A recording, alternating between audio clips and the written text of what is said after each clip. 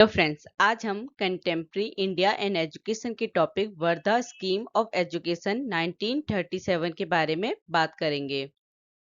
अब क्या है, जो वर्धा स्कीम ऑफ एजुकेशन है, जिसे हम बेसिक एजुकेशन स्कीम भी कहते हैं, बुनियादी शिक्षा योजना।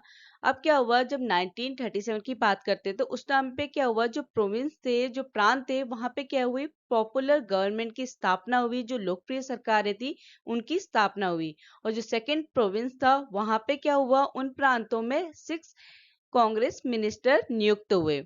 अब क्या हुआ कि जो कांग्रेस मिनिस्टर थे, उनके सामने एक दुविधा आई, एक डिलेमा आया कि वो जो ये बेसिक एजुकेशन स्कीम है उसको लागू करे या ना करे। इसके बाद क्या हुआ कि 1937 में महात्मा गांधी ने, क्योंकि वर्धा स्कीम किसने इनिशिएट करी, किसने इसकी स्थापना करी, या इस बात को किसने शुरू किया, इसे शुरू किया महात्मा गांधी ने।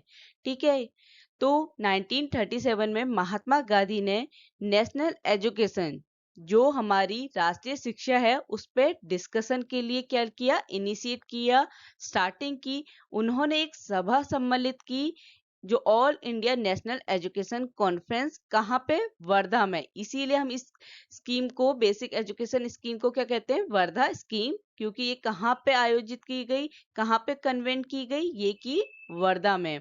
ठीक है, उन्होंने एक सभा सम्मिलित की, कहाँ पे, वर्धा में, जिसने क्या किया, तैयार करी, एक बेसिक एजुकेशन स्कीम तैयार करी इस कॉन्फ्रेंस में। इसी को हम क्या कहते हैं, वर्धा स्कीम।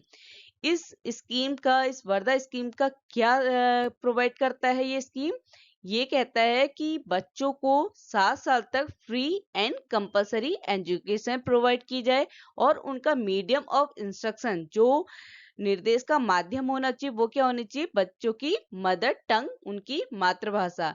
यहाँ पे जो क्राफ्ट है, वर्धा स्कीम के अकॉर्डिंग जो शिक्षा होनी चाहिए, उसका फोकस क्या पे था, क्राफ्ट पे, शिल्प में, उससे रिलेटेड ही क्या होनी चाहिए, टीचिंग होनी चाहिए। ठीक है, और जो टेक्निक ऑफ इंस्ट्रक्शन है कि कैसे क्राफ्ट तैयार होते हैं, इस टेक्निक का ही क्या हो, निर्देश हो, किसमें, अकॉर्डिंग टू वर्धा स्कीम। तो वर्धा स्कीम क्या बताती है, एक तो 7 साल तक बच्चों को फ्री और कंपलसरी एजुकेशन उनकी मदर टंग में, उनकी मातृभाषा में दी जाए, और क्राफ्ट क्या हो, सेंटर ऑफ टीचिंग हो। टीचिंग का सेंटर क्या होना चाहिए, जो मेन पढ़ाई किस बात की होनी चाहिए, क्राफ्ट की, शिल्प की, और उसी के बारे में क्या होनी चाहिए, इंस्ट्रक्शन देने चाहिए, अकॉर्डिंग टू वर्धा स्कीम। अब क्या था कि वर्धा स्कीम का मेन फोकस किस बात पे था, ये चीज इम्फेसाइज करती थी कि करिकुलम या पाठ्यक्रम इस तरीके का बना हो कि वो क्या करे, जो भारतीय संस्कृति को आत्मसात करने वाला, द इम्बाइडिंग ऑफ इंडियन कल्चर, भारतीय दर्शन, इंडियन फिलोसॉफी, और क्या, जो रूरल एंड अर्बन मासेस हैं, जो ग्रामीण और शहरी जनता है, उनके अनुकूल इस तरीके का पाठ्यक्रम बने, इस तरीके का करिकुलम बने, जो क्या करे, भारतीय संस्कृति को आत्मसात करे, भारतीय दर्शन ग्रामीण और शहरी जनता के अनुकूल हो। तो इस तरीके का पाठ्यक्रम बनाया जाए वर्धा स्कीम में।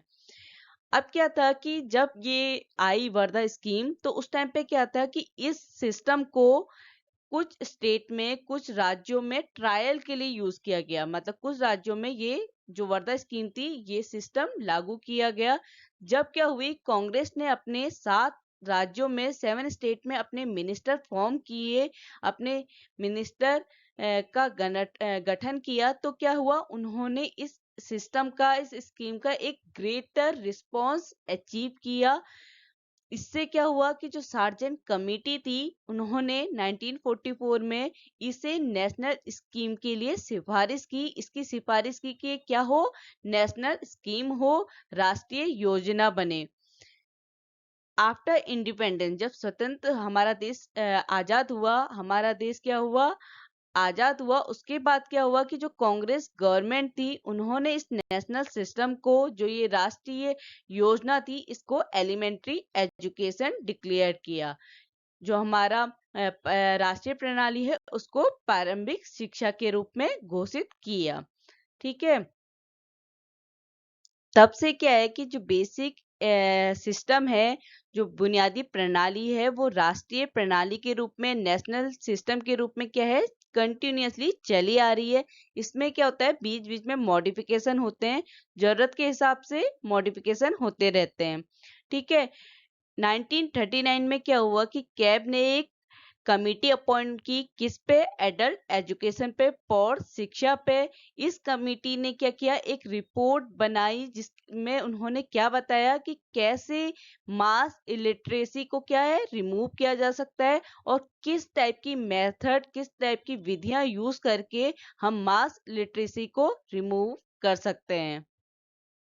आफ्टर इंडिपेंडेंस क्या हुआ कि जो एडल्ट एजुकेशन मूवमेंट था कि पौर शिक्षा का किस तरीके से अपनाई जाए, कैसे लोगों में जो हमारी जनता है उसको साक्षर बनाया जाए, इसके लिए जो भी मूवमेंट था, जो भी आंदोलन हुआ था, उसने क्या हुआ, वो एक्सटेंड हुआ, उसका दायरा क्या हुआ, बड़ा। इससे क्या हुआ, जो एडल्ट एजुकेशन थी, पौर शिक्षा थी, उसका नाम बदल के क्या कर दिया गया, सोशल एजुकेशन, सामाजिक शिक्षा। जो सोशल एजुकेशन मीन्स क्या होता है कि education for the complete man, कि मनुष्य के संपूर्ण शिक्षा के बारे में है।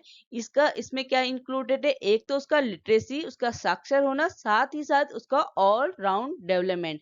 कि एक तो हम कह रहे हैं कि पौर शिक्षा हो रही है कि जो अनपढ़ लोग हैं उनको पढ़ाया जा रहा है, पर जब हमारा देश आजाद हुआ उसके बाद जो ये एडल्ट एजुकेशन है, इसका नाम बदल के क्या कर दिया गया है, सोशल एजुकेशन, जिसका मीन्स क्या होता है कि किसी भी व्यक्ति को पढ़ाने के साथ उसका ऑलराउंड डेवलपमेंट, उसका सर्वांगीण विकास हो, साक्षर के साथ साथ। ठीक है। तो इस तरीके से क्या हुआ, जो फादर ऑफ नेशन मीन्स जो महात्मा गांधी थे, जिन्हें हम फादर ऑफ नेशन कहते हैं, उन्होंने क्या की, एजुकेशन की एक न्यू स्कीम प्रेजेंट की, एक शिक्षा की एक नई योजना प्रस्तुत की, साथ ही साथ उसको एक डायरेक्शन, उसको एक नेतृत्व प्रदान किया। जो महात्मा गांधी जी थे, वो अपनी एक पत्रिका थी जिसका नाम क्या था, हरिजन, उसमें वो लिखते थे। उन्होंने इसी पत्रिका के थ्रू, जो हरिजन पत्रिका थी, उसमें उन्होंने एजुकेशन से रिलेटेड जो भी उनके व्यूज थे, जिस तरीके की भी विचार थे उनके शिक्षा के, वो उन्होंने अपनी इस पत्र में, इस पत्रिका में लिखे। बाद में इसी आर्टिकल, जो भी ये लेख लिखे थे उन्होंने शिक्षा पे, उससे क्या बनी, हमारी बेसिक स्कीम ऑफ एजुकेशन। जो शिक्षा की मूल योजना है वो इन्हीं लेखों पे क्या है, आधारित है। और ये लेख किस में लिखे थे, हरिजन में। और किसने लिखे थे, महात्मा गांधी जी ने। अब समझते हैं aim of basic scheme of education, शिक्षा की बुनियादी योजना का उद्देश्य। पहला था आइडियल ऑफ सिटीजनशिप, नागरिकता का आदर्श। तो इस जो बेसिक एजुकेशन का मेन एम क्या था कि इसमें एजुकेशन इस तरीके की मिलनी चाहिए बच्चों को कि बच्चे में कौन सी क्वालिटीज डेवलप होनी चाहिए, आइडियल सिटीजनशिप की, बच्चे के अंदर एक आदर्श नागरिक की क्वालिटीज डेवलप होनी चाहिए।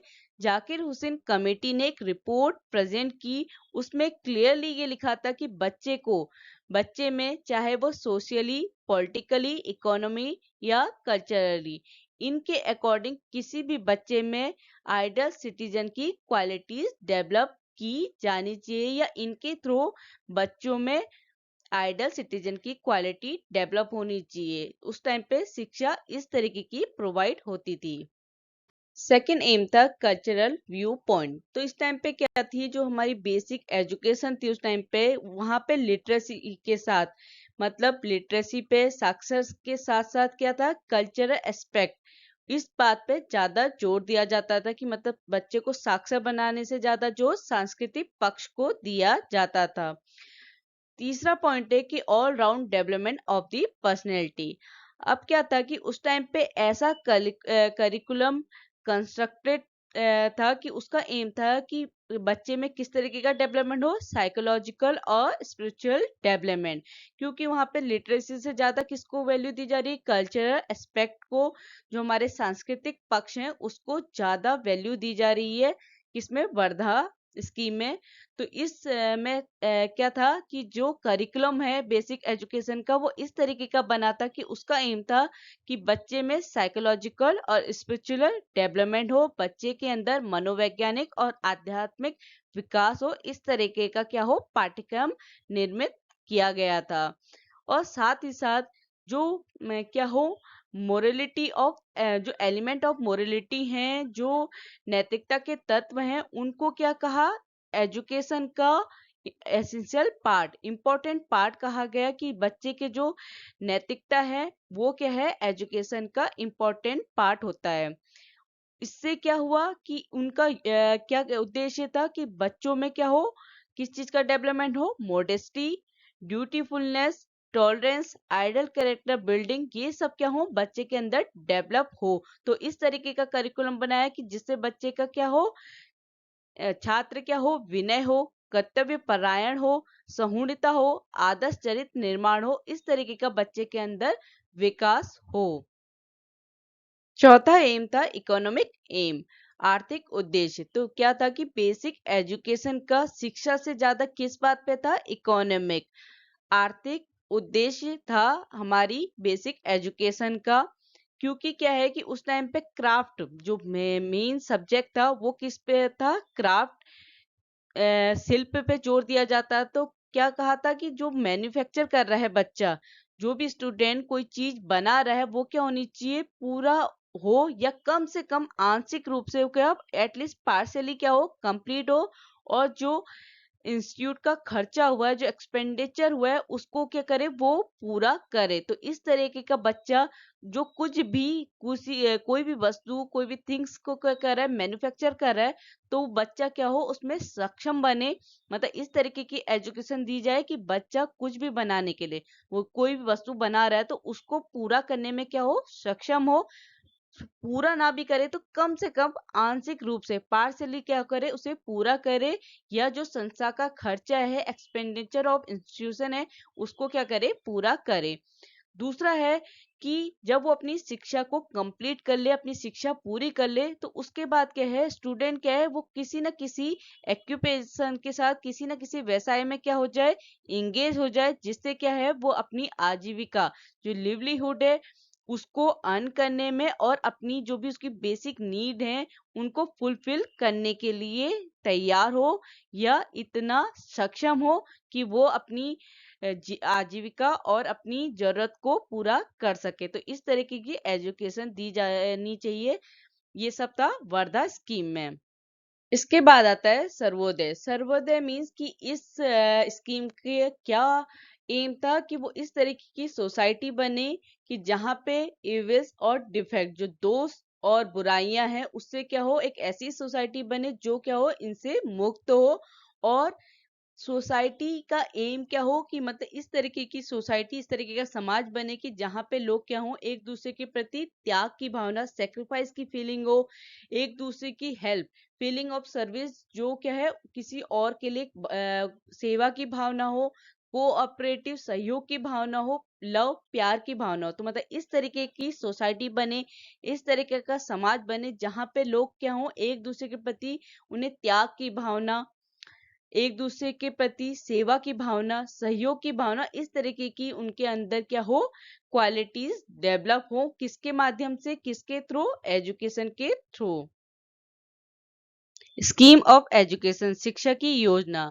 तो इस स्कीम की जो ड्यूरेशन थी, या इस बेसिक एजुकेशन कोर्स की जो ड्यूरेशन थी, वो क्या थी? 7 साल थी।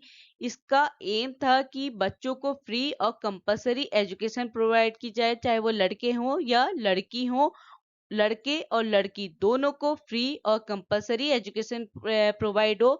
कब से कब तक? 7 से 14 साल तक, 7 to 14 years।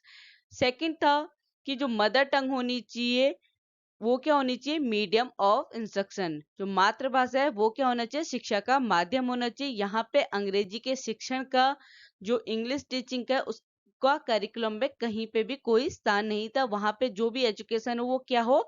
मातृभाषा में हो।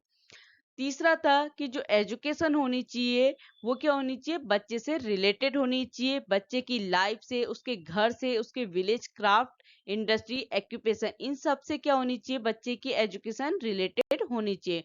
मतलब शिक्षा का बच्चे के जीवन, उसके घर, ग्रामीण शिल्प, उद्योग, व्यवसाय, इनसे क्या होना चाहिए? संबंध होना चाहिए। जो करिकुलम था स्कीम ऑफ एजुकेशन का या वर्धा स्कीम का, वो क्या था? वो जो फॉलोइंग सब्जेक्ट को फॉलो करता था। पहला था बेसिक क्राफ्ट, जो बुनियादी शिल्प था, क्योंकि मेन फोकस ही क्या था, क्राफ्ट पे, ठीक है, शिल्प पे। तो क्योंकि वर्धा स्कीम के अकॉर्डिंग जो शिक्षा होनी चाहिए थी वो क्या होनी चाहिए, शिल्प से रिलेटेड होनी चाहिए, क्राफ्ट से रिलेटेड होनी चाहिए। तो उसमें कौन कौन से सब्जेक्ट इंक्लूडेड थे, पहला एग्रीकल्चर, कृषि, दूसरा था स्पिनिंग एंड वीविंग, कताई और बुनाई, तीसरा था वुड क्राफ्ट, लकड़ी शिल्प, चौथा था फिशरी, मत्स्य पालन, पांचवा था लेदर वर्क, सेरेमिक, छठा था पोट्री, मिट्टी के बर्तन, उसके बाद था गार्डनिंग, बागवानी, उसके बाद any other craft according to geographical environment of the locality. Means कि क्योंकि हम क्या कह रहे हैं कि इस स्कीम का मेन फोकस तो क्या था कि बच्चे की जो लाइफ है उससे रिलेटेड शिक्षा देनी चाहिए, कि चाहे वो कहीं किसी गांव में, कैसे गांव में रह रहा है, कैसे उसका लाइफ है, कैसे उसके जो गांव में काम किया जा रहा है, मतलब किस टाइप की इंडस्ट्री या किस तरीके का क्राफ्ट वर्क हो रहा है। तो कोई भी ऐसा क्राफ्ट हो जो जिस लोकेलिटी से वो बच्चा बिलोंग करता है, तो उस तरीके का सब्जेक्ट होना चाहिए उसके एजुकेशन में। दूसरा है हमारा मदर टंग, मातृभाषा, तीसरा है मैथमेटिक्स, गणित, चौथा है सोशल स्टडीज जिसमें आता है हिस्ट्री, जियोग्राफी, सिविक्स, सामाजिक अध्ययन, इतिहास, भूगोल, नागरिक शास्त्र, पांचवा है जनरल साइंस। इसमें कौन से सब्जेक्ट इंक्लूडेड थे, nature study, zoology, botany, chemistry, astronomy, life stories of eminent scientist and inventor. जो सामान्य विज्ञान है उसमें कौन कौन से सब्जेक्ट इंक्लूडेड थे, प्रकृति अध्ययन, जीव विज्ञान, वनस्पति विज्ञान, रसायन विज्ञान, खगोल विज्ञान, और जो प्रख्यात वैज्ञानिक और आविष्कारक थे उनकी जीवन गाथाएं शामिल थी। छठा था आर्ट, कला, सातवां हिंदी, आठवां होम साइंस गृह विज्ञान, और नौवां क्या था, फिजिकल एजुकेशन, शारीरिक शिक्षा। तो ये सारे सब्जेक्ट बेसिक एजुकेशन में थे। अब बात करते हैं salient features of basic education, बुनियादी शिक्षा की प्रमुख विशेषताएं। तो बेसिक एजुकेशन की पहली प्रमुख विशेषता क्या थी कि इस एजुकेशन, इस स्कीम के थ्रू क्या है कि 7 से 14 साल के बच्चों को, जो 7 to 14 ईयर्स के चिल्ड्रन थे, उनको फ्री और कंपलसरी एजुकेशन प्रोवाइड करना। दूसरा था कि इस स्कीम की एजुकेशन में कोई भी वेस्टेज इन्वॉल्व नहीं था, कोई भी अपव्यय शामिल नहीं था। तीसरा था कि इसमें बच्चों के अंदर ऐसी क्वालिटीज डेवलप की जाती थी कि जिससे क्या हो, एक अच्छी सिटीजनशिप बन सके, एक अच्छे नागरिक बन सके। साथ ही साथ वो इस तरीके की लर्निंग करे, इस तरीके की एजुकेशन से सीखें कि वो क्या करें, अपने फ्यूचर लाइफ में कोई भी प्रॉब्लम है उनको वो खुद से सॉल्व करें, वो इस तरीके के कैपेबल हो जाएं कि वो कोई भी फ्यूचर लाइफ में, कोई भी भविष्य में उनको कोई भी प्रॉब्लम फेस करें तो उनको वो सॉल्व कर सके, उन समस्याओं को हल कर सकें। चौथा पॉइंट है कि इस बेसिक एजुकेशन का रिलेशनशिप किसके साथ था, लाइफ से, क्योंकि जो बेसिक एजुकेशन किस पे दी जाती थी, बच्चे की जो भी लाइफ थी या वो जहाँ पे रहते थे, तो इसमें बेसिक एजुकेशन, बुनियादी शिक्षा का संबंध किससे था, जीवन से, बच्चों की लाइफ से। तो इससे क्या था कि बच्चों के अंदर एक रिस्पॉन्सिबल सिटीजन की, कि बच्चे क्या है किस फील्ड में एक्टिव हो जाते थे, रिस्पॉन्सिबिलिटी लेने की, कि मतलब अब वो रिस्पॉन्सिबल हो गए हैं किसी भी काम को करने से। तो इसीलिए बेसिक एजुकेशन के माध्यम से बच्चों के अंदर रिस्पॉन्सिबिलिटी की भावनाएं डेवलप होती थी।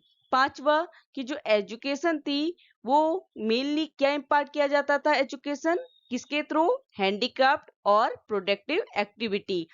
शिक्षा किस माध्यम से डिलीवर होती थी, हस्तकला और उत्पादक गतिविधियों के माध्यम से। और जो भी अलग सब्जेक्ट पढ़ाए जाते थे वो सब्जेक्ट क्या होते थे, प्रोडक्टिव एक्टिविटी या हैंडीक्राफ्ट से रिलेटेड होते थे। मेन फोकस तो हैंडीक्राफ्ट या प्रोडक्टिव एक्टिविटी था एजुकेशन का, पर जो अदर सब्जेक्ट पढ़ाए जाते थे वो भी क्या है, हैंडीक्राफ्ट और प्रोडक्टिव एक्टिविटी से रिलेटेड थे, संबंधित थे। छठा पॉइंट है कि जो मीडियम ऑफ इंस्ट्रक्शन था, जो शिक्षा का माध्यम था वो क्या थी, मदर टंग, मातृभाषा, इंग्लिश का कोई भी उपयोग नहीं था बेसिक एजुकेशन सिस्टम में।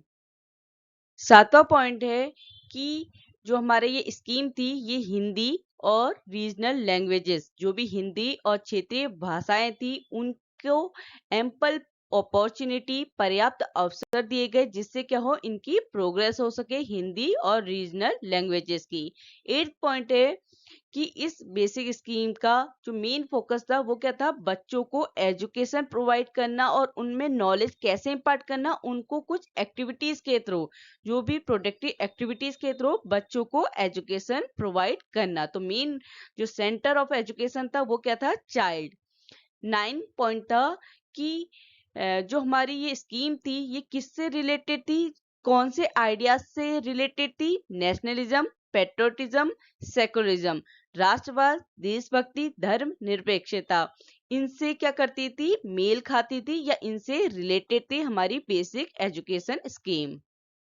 10वां पॉइंट है कि जो हमारी स्कीम ऑफ एजुकेशन थी ये रिलेटेड थी बच्चे के एटमॉस्फेयर से, बच्चे के वातावरण से, कि कैसे वातावरण में बच्चा रहता है, किस गांव में रहता है, किस तरह के वहां पे काम होते हैं, ये सब बच्चे की एजुकेशन से रिलेटेड थे। 11 पॉइंट था कि जो बेसिक स्कीम ऑफ एजुकेशन थी, जो शिक्षा की मूल योजना थी, ये किसने इनिशिएट की है, महात्मा गांधी जी ने। इसीलिए हमारी basic scheme of education inspired and influenced by the high principle of the truth and non violence. जो शिक्षा की मूल योजना है वो किससे प्रभावित थी, सत्य और अहिंसा के उच्च सिद्धांतों से।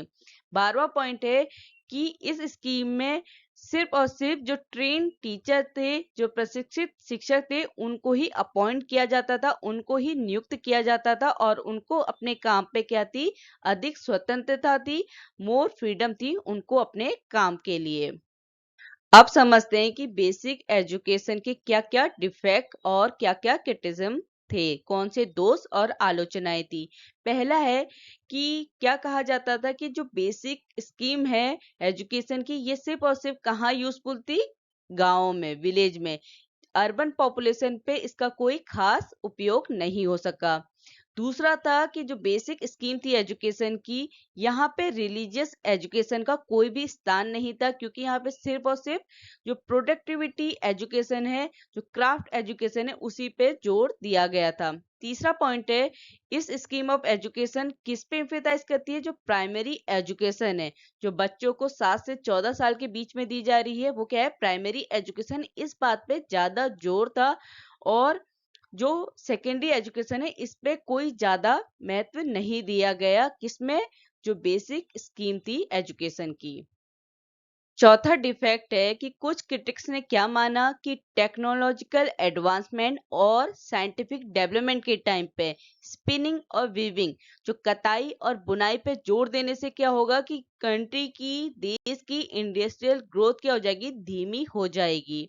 और कुछ क्रिटिक्स ने क्या कहा कि ये स्कीम, जो बेसिक एजुकेशन स्कीम है, ये क्या है, सिर्फ और सिर्फ यूटोपियन है, काल्पनिक है, इसका प्रैक्टिकल यूटिलिटी से कोई भी रिलेशन नहीं है। तो कुछ आलोचकों ने क्या कहा कि तकनीकी प्रगति और वैज्ञानिक विकास के युग में कताई और बुनाई पर जोर देने से क्या होगा, देश की औद्योगिक विकास धीमा कर देगा।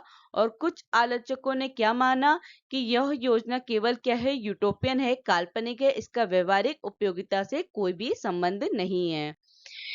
इसके बावजूद भी हम कह सकते हैं कि जो हमारी बेसिक एजुकेशन स्कीम थी वो कब स्टार्ट हुई, 1937 में। धीरे धीरे इसमें क्या हुआ, ये डेवलप हुई और कब तक चली, 1947 तक ये चलती रही। आज के टाइम पे जो इस बेसिक एजुकेशन सिस्टम है इसको नेशनल एजुकेशन का दर्जा दिया गया। आप कह सकते हैं कि आफ्टर इंडिपेंडेंस, जब 1947 में हमारा देश आजाद हुआ, उसके बाद ये बेसिक एजुकेशन को क्या दर्जा दिया, नेशनल एजुकेशन का, राष्ट्रीय शिक्षा का दर्जा दिया गया। और उस टाइम तक बहुत सारे देश में बहुत सारे बेसिक स्कूल क्या हुए, एस्टेब्लिश हुए, कई सारे बुनियादी विद्यालयों की स्थापना की गई। अगर आपको मेरा कंटेंट समझ में आया तो please like, share and subscribe. Thank you.